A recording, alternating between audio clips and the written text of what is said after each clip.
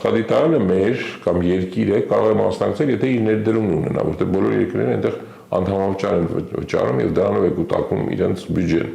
Օրինակ եվրոպական տիեզերական գործակալության կամ աստղայության մեջ կա եվրոպական հարավային աստղադիտարան, որտեղ 14 եվրոպական պետություններ միավորվել են, Չիլիում են իրենց խոշոր դիտակները եւ դա աշխարհի ամենախոշոր աստղագիտական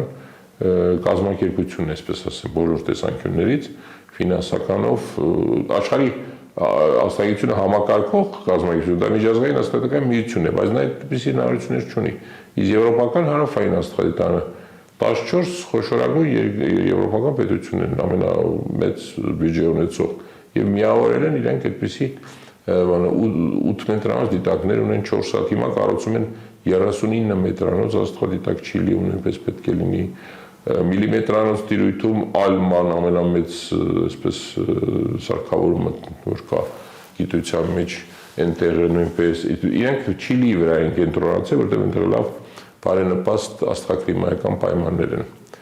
Իսկ Եվրոպան ինքը գիտեք եղանակային պայմաններով շատ վատ է եւ պատմական աստղադիտարները, որոնք Եվրոպայում կան, չեն էլ գործում առանձնապես։ Փարիզի կենտրոնում օրինակ կա աստղադիտարան 1667 թվականից Փարիզի աստղադիտարանը հայտնի ամենահին աստղադիտարներից մեկն է, որ կառուցվել է։ Բայց դա արդեն դեսարժան վայր է դառել, չնայած այնտեղ նաեւ գիտական ինստիտուտ կա եւ այնտեղ աշխատում են, բայց դիտումները անում են կամ հեռահար, կամ որոշակի աշխատակիցներ Չիլիում են գտնվում, դրանք գալիս են այդպես աշխատում են։ Հայաստանը որպեսզի միանա, մենք ժամանակին ուսումնասիրել ենք, մեզնից ուզեցին տարեկան 700,000 եվրո։ Գիտեք, որ Հայաստանը հորիզոնտ ծրագրին է մասնակցում։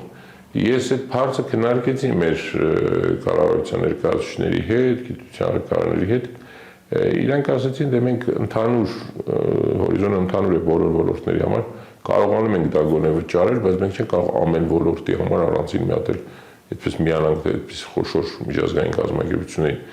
եւս 700,000 եվրո, այսինքն դա հեշտ չէր, չստացվեց ամեն դեպքում համոզել, որ դա արժի։ Թե չէ իհարկե Հայաստանը շատ կշահի, եթե միանա։ Այդ բոլոր խոշոր սարքավորումները, որ կան Չիլիում, հասանելի կդառնան մեզ։ Բարձր մենք էլ կդառնանք երևի միջազգային աստղագիտական հանրության կարևոր մասը։